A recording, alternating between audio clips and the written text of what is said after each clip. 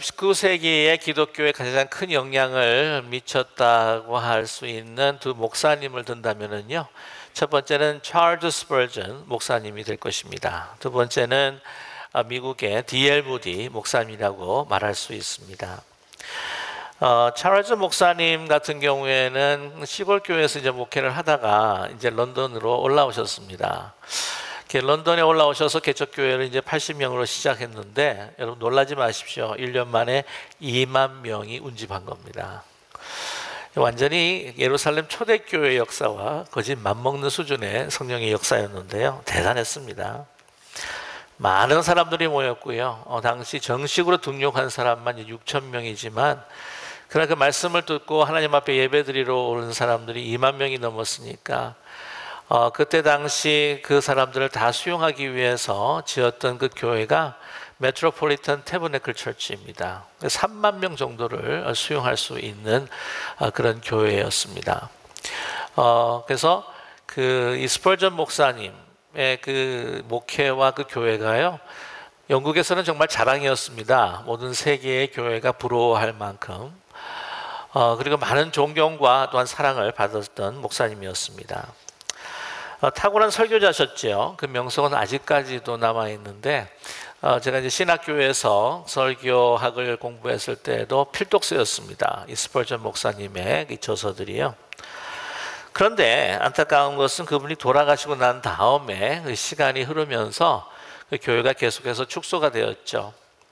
그래서 1970년 때는 한 100명, 어르신들만 한 100명 정도 남아서 예배를 드리는 그런 교회로 축소되고 말았습니다. 1970년 이후에 피터 마스터즈라고 하는 목사님이 이제 오셔서 그래도 이렇게 최선을 다해서 목회를 하시면서 500명까지 또 이렇게 교회 성도들과 함께 이제 목회를 하고 계시는 가운데 있는데, 그러나 너무 이 수용 인원을 크게 만든 교회이기 때문에, 또한 그게 히스토리컬 철치고 해서 시에서 또 운영을 하는데 너무 비용이 많이 드니까 사용하지 않는 곳은 다 이렇게 포장을 해서 그렇게 쓰지 않는 그 공간이 그렇게 많다라고 그렇게 이야기를 하고 있습니다. 그래서 교회가 그렇게 또 축소될 수밖에 없었던 그 이유, 그거는 어떤 분들은 그렇게 이야기를 합니다. 스펄전 목사님이 사는 동안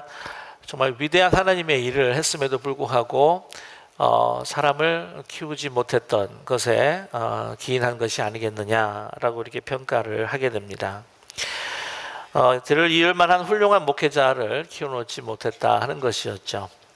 반면에 미국의 D.L. 무디 목사님 같은 경우에는 사역을 하시는 동안에 사람을 키우는 일에 그렇게 많은 열정과 시간을 쏟으셨습니다. 그래서 시카고의 D.L. 무디 신학교가 있지 않습니까? 이 시카고에 있는 그 D.L. 무디 신학교의 졸업생들 가운데서 1970년까지 보게 되면은 전 세계 나간 그 선교사님들의 70%를 차지할 정도로 그런 영향력이 있는 학교였습니다. 그래서 D.L. 무디 목사님께서 돌아가셨지만은 그분의 그 영향력과 그 제자들의 그 활동이라고 하는 것은 지대한 기독교와 또한 선교에 영향을 많이 미쳤습니다. 그래서 아직도 시카고뿐만 아니라 여러 나라 또 이 선교지에 D.L. 무디 목사님의 영향력이 남아 있는데요. 지금도 그분의 제자들에 대해서 세계 곳곳마다 흩어져 있는 그 선교사님들을 통하여서도 많이 이렇게 듣게 되는데, 안타까운 것은 스펄전 목사님의 제자에 대해서는 우리가 듣지 못하는 것이 참 안타까운 사실입니다. 미래를 위해서 사람을 키운다고 하는 것이 얼마나 중요한 것인가 하는 것을 단편적으로 우리에게 보여주는 사건이라고 생각합니다. 사실 하나님께서는요, 가장 중요하게 여기는 존재가 누구입니까? 바로 사람입니다. 사람을 사랑하시고 존귀하게 여기셔서 자신이 십자가에 못 박히시기까지 우리 인간을 구원하시기를 원하셨습니다. 우리 기독신앙도요, 사람을 귀하게 여기는 신앙입니다. 사람에게 초점을 둡니다. 우리 교회라고 하는 것도 교회의 외형보다 더 중요한 것이 무엇입니까? 바로 성도들입니다. 사람입니다. 지난 주간 우리도 제가 말씀을 나눴지만은 우리 교회는 가족입니다. 가족 구성원만큼 더 소중한 존재가 어디에 있겠습니까? 그리고 에클레시아라고 말씀을 드렸는데 부르심을 받아서 모인 사람들, 그 사람들의 모임이 바로 교회이기 때문입니다. 사람이라고 하는 것은 하나님의 형상을 닮아서 지어졌기 때문에 이 사람이라고 하는 것은 하나님 만드신 우주다. 우리 안에 소우주가 있다고 우리는 믿어야 할 것입니다. 그러나 우리는 가끔 그런 이야기를 듣습니다. 사람을 키우는 데 있어서 다른 짐승들은 키워도 머리 새카만 짐승은 키우지 말아라 라고 하는 이야기를 어르신들을 통해서 가끔 듣곤 합니다. 뭐냐면 문제를 가장 또 많이 일으키는 존재가 바로 사람이기 때문입니다. 그래서 사람에게 또 가장 큰 아픔을 겪게 되고요. 또 배신과 또한 고통을 겪게 되기 때문입니다. 그러나 우리는 끊임없이 사람에 대한 소망을 우리는 잃지 않아야 할 것입니다. 사람에게 소망을 가지고 사람을 키워야 합니다. 그 공동체의 발전과 사회 국가의 발전이라고 하는 것은 바로 다음 세대에 있기 때문입니다. 우리가 꼭 잊지 말아야 할 것은 이 마귀들은요, 사람을 결코 키우지 않습니다. 사람을 이용합니다. 사용합니다. 어떻게든지 하나님을 대적하기 위해 하나님의 마음을 아프기 위해서 이용하고 또한 무너뜨리는 것이 바로 사단의 계략입니다. 사람을 하찮게 여기지 않는 것, 생명을 하찮게 여기는 것이 바로 사단들입니다. 그러나 예수님께서는, 하나님께서는 우리를 얼마나 소중히 여기시는지 모릅니다. 우리 한 사람 한 사람도 하찮게 여기시는 법이 없습니다. 우리는 우리의 눈에 쓸모없게 보이는 사람들을 잘 대하지 않으려고 합니다. 그러나 하나님께서는 우리의 눈에 쓸모없게 보이는 사람이라 할지라도 얼마나 존귀하고 또한 사랑스럽게 대하시는지 모릅니다. 또한 그들을 통해서 거듭나게 하시고 하나님의 영광을 드러내는 것이 바로 하나님의 역사입니다. 하나님의 손에 붙들리면 죄인도 누가 됩니까? 의인이 됩니다. 보잘것없는 사람도 믿음의 사람이 됩니다. 그들을 통해 하나님께서는 놀라운 일들을 행하십니다. 예수님의 생애에 와서도요, 예수님께서는 12제자들을 기르시고 또한 사람들을 키우셨습니다. 그들의 조건과 환경, 배경, 그들의 실력을 보게 되면은 우리 세상 사람들의 눈으로는 제자로 삼기에 참 힘든 대상들이었습니다. 그러나 그것을 마다하지 아니하시고 그들을 제자로 받아들였습니다. 부르셨습니다. 여러분, 스승이 그렇게 그들을 사랑했는데도 불구하고 어떤 제자들은 예수님을 팔아버렸고 버렸고 또한 부인했습니다. 그러나 그들을 향해서 끊임없이 소망하고 희망을 가지셨던 분이 바로 예수님이셨습니다. 그들이 다가가셨고 또한 그들을 새롭게 제자로 세워주셨습니다. 그들이 변하게 되자 정말 놀라운 하나님의 역사를 이루는 믿음의 사람들이 되지 않았습니까? 하나님의 역사는 사람을 통해서 일어납니다. 하나님의 그 놀라운 그 은혜도 바로 하나님의 은혜도 사람들을 통해서 전해지게 됩니다. 성경의 모든 인물들이 다 그렇지 않습니까? 아브라함, 모세, 이번 다윗까지도, 기드온, 베드로, 요한, 바울 등등, 그들은 참으로 연약하고 부족한 사람들이었습니다. 흠이 많은 사람들이었습니다. 그러나 하나님의 손에 쥐어지고 키워질 때에 그들은 놀라운 일을 하게 되는 하나님의 믿음의 사람이 되었습니다. 하나님 앞에는 쓸모없는 사람이 결코 없었습니다. 이런 실화가 있습니다. 5명의 자식을 둔 아버지가 있었습니다. 그런데 그 5명 중에 한 아이가 심히 많이 병약하고 또한 총명하지 못했습니다. 그래서 그 아버지의 늘 마음에 근심이 들어졌고 그 아들을 늘 걱정했습니다. 어느 아버지는요, 5그루의 나무를 사주었습니다. 각 아들에게 한 그루씩 주었습니다. 그래서 좀 떨어져 있는 숲속에 그 나무를 심어라. 그리고 1년 동안 우리가 지켜볼 테니까 1년 동안 가장 아름답게 나무를 키운 자에게 내가 원하고 소원하는 대로 그 일을 행하리라 라고 약속을 하셨던 것이죠. 1년이 지났습니다. 1년이 지나고 난 다음에 그 숲속을 찾아가서 나무를 보았습니다. 근데 그 가운데에 유독히 싱싱하게 푸르게 아름다운 정말 나뭇잎을 가지고 자란 나무 한 그루가 있었습니다. 그 나무는 누구의 것이었느냐? 병약하고 또한 총명하지 못했던 아들의 나무였습니다.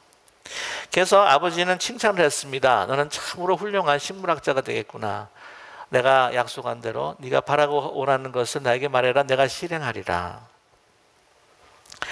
이제 모든 다른 아들들 앞에서, 형들 앞에서, 또 동생 앞에서 정말 인정받지 못했던 자신이 이렇게 공식적으로 인정을 받고 또한 칭찬을 받게 된 것에 대해서 얼마나 자신감을 가지게 된지 모릅니다. 너무 기뻤습니다.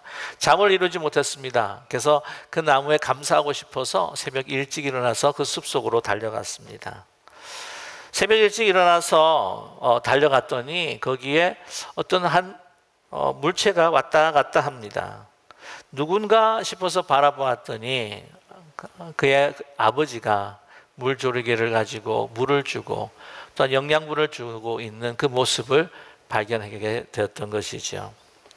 새벽마다 아버지는 그 연약한 아들의 나무가 잘 클 수 있도록 돌봐주었던 것이었습니다. 여러분, 이 아들이 나중에 유명한 식물학자가 된 것은 아닙니다. 그러나 우리 미국 국민들의 역사상 많은 지지와 또한 신뢰를 받았던 미국 최초의 사선 대통령 루즈벨트 대통령이 됐던 것입니다. 여러분, 이렇게 하나님 앞에서는 보잘것없는 사람도 하나님의 손에 쥐어지고 또한 하나님께 기도드린 그 자녀들이 놀라운 일들을 행할 수 있다라고 하는 것을 우리에게 말씀해 주고 있습니다.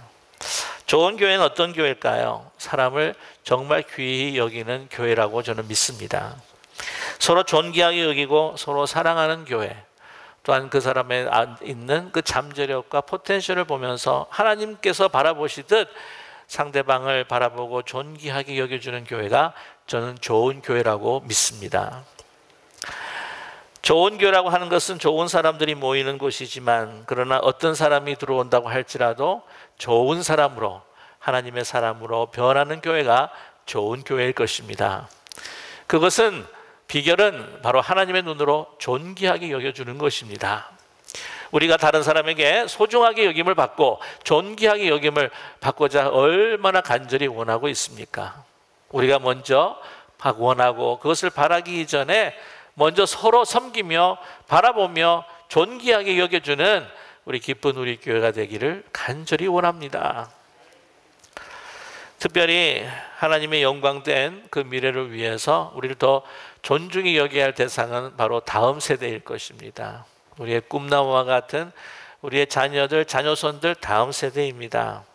아름다운 이 다음 세대를 준비하는 교회에 소망이 있습니다. 좋은 교회는 지금 좋은 교회보다는 5년 후에, 10년 후에 다음 세대가 더 번창하고 하나님 앞에 더 큰 영광을 올려드리는 교회가 좋은 교회일 것입니다. 다음 세대를 준비하는 민족 가운데 가장 훌륭한 민족이라고 한다면 우리는 이구동성으로 유대 민족이라고 말할 수 있습니다. 유대 민족들의 교육의 정신이 담겨 있는 것이 바로 오늘 본문 78편입니다. 한마디로 교육 지침서입니다. 시편 78편은 보시다시피 아삽의 마스길이라고 해서 아삽의 교훈시입니다. 다윗 시대의 성전에서 찬양했던 사람이었습니다. 그는 출애굽의 시대부터 다윗에 이르기까지 하나님께서 어떻게 역사하셨는가, 이스라엘 역사를 회고하면서 발견한 명적 교훈을 노래하고 있습니다. 78편 전체를 읽기에는 조금 시간이 걸리기 때문에 1절에서부터 8절만 봉독을 했습니다. 1절부터 8절까지는 하나님의 율법을 다음 세대에 어떻게 가르칠 것인가 라고 하는 것을 우리에게 말씀해 주고 있습니다. 그 말씀을 꼭 전수하고 가르쳐야 한다고 하는 것이죠. 어떤 것을 통해서 기성세대, 그 전 세대가 실수하고 하나님 앞에 범죄했던 그러한 사실을 밝히면서 너희들은 그러지 말아라. 그러나 우리가 하나님 앞에 범죄하고 하나님을 거역하는 가운데 있었다 할지라도 하나님께서는 징계의 손으로 우리를 심판하셨지만 우리를 그의 신실하심과 사랑으로 우리를 인도하셨단다. 그러니 너희는 여호와 하나님만을 의지하고 하나님만을 바라보아라 라고 하는 그러한 교훈의 시편입니다. 오늘 봉독하지 않았지만은 9절부터 39절까지 구체적으로 어떻게 그 기성세대들이 유대의 민족들이 하나님 앞에 충성하지 못하고 순종하지 못했던 그러한 암울하고도 어두운 역사들을 이야기하고 고백하고 있습니다. 여러분, 우리 부모님들이라고 한다면 그러고 싶지 않을 때가 얼마나 많을까요? 항상 늘 슈퍼히어로로 비춰지고 싶은 우리 아이들, 우리 자녀들의 눈에 내가 잘못했던 것, 내가 실수했던 것, 내가 무너졌던 이 모습을 솔직히 고백을 하면서 이제 우리 자신을 본받는 것이 아니라 그러는 가운데에도 우리를 징계하시고 우리를 바른 길로 인도하셨던 하나님의 그 사랑과 그 은혜와 능력을 바라볼 수 있도록 교육하는 참으로 아름다운 유대의 전통을 우리는 발견하게 됩니다. 신앙이 다음 세대에 교육되고 실제적으로 그 신앙을 어떻게 살아가야 할 것인가 하는 것에 있어서 참 유대 민족은 놀라울 만큼 철저했던 것을 우리는 알 수가 있습니다. 바벨론 포로 시대뿐만 아니라 로마 시대 이후에 유대인은 사방에 흩어져 있는 종족을 보존하기 위해 더 다음 세대를 위해서 준비하기 위해서 가지는 철칙이 있었습니다. 그 디아스포라 수칙이라고 하는 것이 있었는데요. 첫 번째가 어떤 것이냐면은 유대인이 노예로 끌려가면 인근 유대 사회에서 7년 안에 몸값을 지불하고 그 사람을 찾아와 자유케 한다. 그것이 첫 번째였습니다. 두 번째는 기도문과 토라를 읽는 모임을 일률적으로 통일한다. 세 번째는 13세를 넘은 남자 성인이 10명 이상이 있으면 반드시 종교 집회를 갖는다. 여러분 아시다시피 유대인이 한 지역에 10명 이상 살게 되면은 시너거그를 짓기 시작합니다. 네 번째, 남자 성인 120명이 넘는 커뮤니티는 독자적인 유대인 사회센터를 만들고 유대법을 준수해야 한다. 그래서 주이시 커뮤니티가 곳곳마다 많은 그 이유가 바로 여기에 있습니다. 다섯 번째는 유대인 지역사회는 독자적으로 세금 제도를 만들어서 거주 국가에 살 때 재정적인 부담을 받지 않도록 한다. 같은 이웃에 그 유대인들이 재정적인 부담에 처하지 않도록 이렇게 도와주는 것입니다. 비상시에 쓸 수 있는 예금을 또한 비축해 둔다라고 그들은 정하고 있습니다. 여섯 번째는 자녀 교육을 못할 정도로 가난한 유대인들을 방치하는 사회는 유대율법에 위반된다. 유대인이면 누구나 유대인 사회의 도움을 청하고 받을 권리가 있다라고 이렇게 제정했다고 합니다. 마지막 일곱 번째는요, 유대인 사회는 독자적인 유대인 자녀들의 교육기관을 만들어 유지하고 경영할 의무가 있다. 가난한 아이들을 무료로 교육시키고 인재 양성을 위한 장학 제도를 운영한다 라고 그렇게 지침서와 또한 규정을 만들었다고 합니다. 이거 정말 오래전부터이죠. 문헌을 살펴볼 수는 없겠지만 아마 아주 전통적이고 체계적인 이 장학 기금의 시작은 아마 유대인들이 시작했지 않았는가 생각할 수가 있습니다. 여러분, 미국 경우에도요, 유대인 교육기관이 얼마나 많은지 모릅니다. 정규 사립학교가 있고요, 여러분께서 아시는 시너거그에 부속학교가 딸려 있기도 하고, 또한 유대민족 캠프가 있습니다. 미국 내 유대인 정규학교입니다. 그러니까 시너거그에 속해 있는 부속학교도 아니고 또한 민족학교가 아닌 그냥 정규 사립학교가 미국에만 800개 정도, 지금은 더 많다고 이렇게 이야기를 하는데요. 학생 수가 몇 명이냐면 21만 명입니다. 대단하지 않습니까?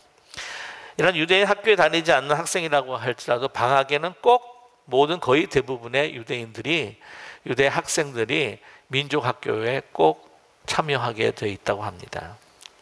이런 공동체 의식을 함유하면서 또한 이러한 하나님의 은혜와 또한 그 사랑에 대해서 실제적으로 실천하는 그러한 삶을 살아가는 그들에게 있어서 이 기부하고 사회에 환원한다고, 자기의 자산을 환원한다는 것이 굉장히 몸에 배어 있는 그러한 좋은 습관이기도 합니다. 그래서 아시겠지만 유대인 가운데 자선 사업과 장학 사업에 기부하는 사람이 얼마나 많습니까? 10년도 제가 2017년도는 제가 나중에 말씀을 드리겠지만 2010년도 통계를 보게 되면 미국에서 가장 기부를 많이 한 사람들 가운데 53명 중에 19명이 유대인이라고 그렇게 이야기를 합니다. 상위 6명 중 1위가 누구였냐면 조지 소로스, 2위가 마이클 블룸버그, 4위가 일라이 브라드, 에슬리 브라드라고 하는 5명의 유대인이기도 합니다. 여러분 그 2017년도 보게 되면은 빌 게이츠가 1등을 하게 됩니다. 2018년도는 아직까지 뭐 지나가지 않아서 그런지 2017년도에 1등한 사람은 빌 게이츠지만 빌 게이츠의 그 자선 사업 그에 가장 그 많은 유대인들이 참여하고 있는데 그 반 이상이 바로 유대인이고요. 가장 크게 컨트리뷰션 하는 사람이 여러분 누군지 아시죠? 워런 바핏입니다. 그리고 2위가 누구인가? 2위가 누구냐면은 2015년도에 세계에 큰 또한 아름다운 충격을 주었던 두 젊은 커플입니다. zuckerberg와 또한 그의 아내이죠. 프리실라 첸입니다. 2015년도에 그들이 발표를 합니다. 그때 당시 12월 1일 날 그 아이 맥스라고 하는 딸을 낳게 되죠. 그래서 페이스북 지분 가운데 99%를 환원하겠다, 기부하겠다. 그래서 추정 액수가 얼마냐면 450억 달러. 그래서 환화로 치게 되면은 52조 원 정도가 된다고 합니다. 여러분 그 뭐 액수가 사실은 너무나 놀랍기도 하지만 그러나 그 액수보다도 그들이 가지고 있는 마음이라고 하는 거죠. 그 맥스 자기 태어난 딸을 위해서 보내는 그 딸에게 주는 편지를 공개한 적이 있습니다. 참 긴 편지예요. 참 감동 있는 편지인데 한번 시간 있으시면은 이 구글링 하시게 되면은 보시게 될 겁니다. 마지막 부분이 이렇습니다. 모든 부모님처럼 우리는 우리가 사는 오늘의 세상을 보다 더 나은 세상에서 너가 자라기를 바란단다. 세상 더 좋은 곳으로 만들기 위해 우리는 노력할 것이다. 사람들이 잠재력을 실현하도록 돕고 평등을 장려해야 한다고 강조하면서 이를 위해 노력하는 것은 너 맥스를 딸을 사랑하기도 하는 것이지만 다음 세대 어린이를 위한 우리의 도덕적인 의무이기도 하다라고 그렇게 편지를 쓰고 있습니다. 참 훌륭한 것 같아요. 그래서 우리 한국의 기업인들이나 또한 우리들이 정말 본받아야 할 부분들이 아니겠는가 하는 생각을 갖게 됩니다. 여러분 교육을 통해서 한 나라가 변하고 또 사회가 변화된다고 하는 것은 우리 교회 한국의 초대교회 역사를 통해서도 우리는 너무나 잘 알고 있지 않습니까? 한국이 지금까지 이렇게 성장하고 발전하고 살아왔던 것도요.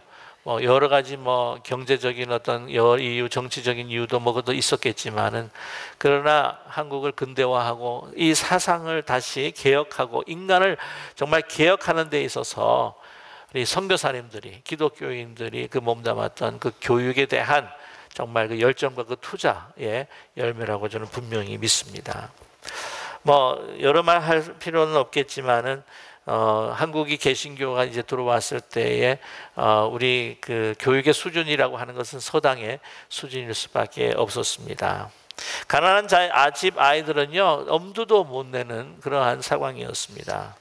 최초의 근대식 학교로 세운 이가 있었는데 여러분이 너무나 잘 아시는 메리 스크랜튼 여사입니다. 윌리엄 스크랜튼 선교사님의 모친이기도 하지요. 그래서 그가 세운 학당이 바로 이화 학당입니다. 1885년이죠. 20여 채의 초가집 빈터를 구입해서 가난한 아이들을 모아서 시작한 이화 학당입니다. 그래서 그때 당시 민비왕후 조선왕조 상징에 꽂던 그 백꽃을 상징하면서 이화 학당을 만들었습니다. 언더우드 선교사님 한국에 오자마자 했던 일이 뭐냐면 길거리에 버려졌던 고아들을 모아서 1886년에 이 경신학교를 세우게 됩니다. 나중에 이 고아원으로 시작했던 경신학교가 나중에 여러분께서 아시는 연서대학으로 또한 발전해 나갑니다. 그다음에 언더우드가 제물포에 도착을 했을 때 또한 사역을 하는 가운데에서 이 조선 땅을 바라보면서 했던 그 기도가 있습니다. 하나님 앞에 기도하면서 하나님, 조선의 땅이 보이지가 않습니다 라고 절망적인 기도를 했던 적이 있긴 했는데, 그러나 그분은 이 학교를 통해서, 교육을 통해서 희망의 빛을 보게 됩니다. 그분이 그 편지의 기록 가운데 이런 글이 있습니다. 이러한 학교는 이곳에서 반드시 그 영향력을 발휘하게 될 것이고, 처음에는 기독교에 대해 가르치는 것이 허락되지 않는다 해도 우리는 그 아이들이 복음의 진리를 받아들일 준비들을 단계적으로 가르쳐 줄 수 있기를 원한다. 요즘 매일 이 학교에 나가고 있다. 그곳 학생들은 학업을 아주 잘해 나가고 있다. 매우 영리한 학생들이다. 저는 이들이 이 나라를 위해 귀하게 쓰임 받는 사람이 되리라고 나는 믿는다 라고 이렇게 고백하고 있습니다. 유명한 아펜젤로 목사님, 선교사님, 배제 학당을 또한 지어줍니다. 여러분, 수많은, 그 당시 정말 많은 기독교 학교가 세워지게 됩니다. 여러분, 근대화, 그리고 그 근대화뿐만 아니라 모든 계급을 타파해 나가는 그 사회의 개혁 뿐만 아니라 여자와 남자의 그 차별되었던 그 사회에서 여성들의 그 리더십들이 개발이 될 뿐만 아니라 미신이 타파가 되고요, 조혼과 혼인 습속의 개선이 될 뿐만이 아니라 민주주의 사상과 민족의 자존심이 그 학교들을 통해서 그들 마음속에 들어가게 됩니다. 여러분, 사회가 개조되는 것, 그것은 바로 교육을 통해서 이루어지게 된다고 하는 것이죠. 놀라운 변화가 한국 사회에 일어나기 시작합니다. 아시다시피 남강 이승훈 선생님 같은 경우에는 민족에 위한 또 학교, 오산학교를 또 설립하지 않으십니까? 여러분, 교육을 통해서 사회가 변화되고 하나님의 나라가 확장이 되고 하나님의 영광이 그 땅에 비추이게 됩니다. 여러분, 우리 지금도요, 선교사님들이 들어가면은 제일 먼저 타겟하는 first 타겟이 뭐냐면 누구일까요? 다음 세대 어린아이들입니다. 어린이들, 젊은이들입니다. 오늘 기쁜 우리 교회는 첫 번째 장학주일을 맞이하게 되었습니다. 저희 교회가 다음 세대를 준비하는 교회가 되기를 간절히 원합니다. 기쁜 우리 교회는 그 어떤 것보다도 하나님 다음으로 가장 소중한 것이 사람입니다. 우리 성도님이요, 또한 우리 다음 세대입니다. 그래서 저희 교회의 비전이 무엇입니까? 사람을 살리고 세워 하나님의 기쁨이 되는 교회입니다. 그리고 저희들의 목표들 가운데 하나가 다음 세대를 준비하는 교회입니다. 우리 기쁜 우리 교회는 다음 세대를 준비하면서 지금보다도 우리 다음 세대에 더 하나님 앞에 큰 영광을 올려드리는 더 좋은 교회가 되기를 간절히 원합니다. 그래서 이 시간 우리가 좋은 것으로 인하여, 기쁜 것으로 인하여 안일하거나 안주하는 것이 아니라, 이제 우리 기쁜 우리 교회를 하나님께서 은혜 가운데 세워주셨는데 어떻게 하면 더 다음 세대, 아니 그 다음 세대에 민족과 열방을 품고 사람을 살리고 사람을 세우는 하나님 앞에 영광이 되는 교회가 될 수 있을까? 우리 기도뿐만 아니라 하나님께서 우리에게 주신 그 은사들을 함께 나누면서 아주 자그마한 것이지만, 그러나 하나님께서 축사해 주시면 오병이어의 기적도 일어나게 될 것이다 라고 하는 믿음 가지고 오늘 장학주일에 우리 다음 세대를 품고 하나님 앞에 헌신하는 우리 기쁜 우리 교회가 되시기를 주님의 이름으로 간절히 축원합니다. 기도하겠습니다. 사랑의 하나님 아버지, 은혜를 감사합니다. 다음 미래 세대를 꿈꾸며 또한 계획하고 세우고 헌신하는 우리 기쁜 우리 교회가 될 수 있도록 축복하여 주시옵소서. 사랑의 하나님, 저희 교회에 주신 다음 세대 참으로 미흡하고 부족하게 보인다고 할지라도 하나님, 우리가 하나님 앞에 기도하고 주신 은사들을 함께 나누고 우리가 주님의 그 사역에 동참하게 된다고 한다면 하나님, 우리가 알 수 없는 방법과 상상을 넘어선 주의 능력으로 하나님께서 놀라운 크시고 놀라운 그 기적 우리 다음 세대에게 베풀어 주실 줄로 우리는 분명히 믿습니다. 사람을 소중하게 여기는 교회가 되게 하옵소서. 다음 세대를 귀중하게 여기는 우리 믿음의 공동체가 될 수 있게 축복하여 주시옵소서. 사람을 살리고 사람을 세우며 다음 세대를 살리고 세워서 하나님의 기쁨이 되는 교회가 되는, 다음 세대를 준비하는 우리 영원한 하나님의 나라가 이 땅에 확장되는 기쁜 우리 교회가 될 수 있도록 주님 축복하여 주시옵소서. 예수 그리스도의 이름으로 기도드립니다. 아멘.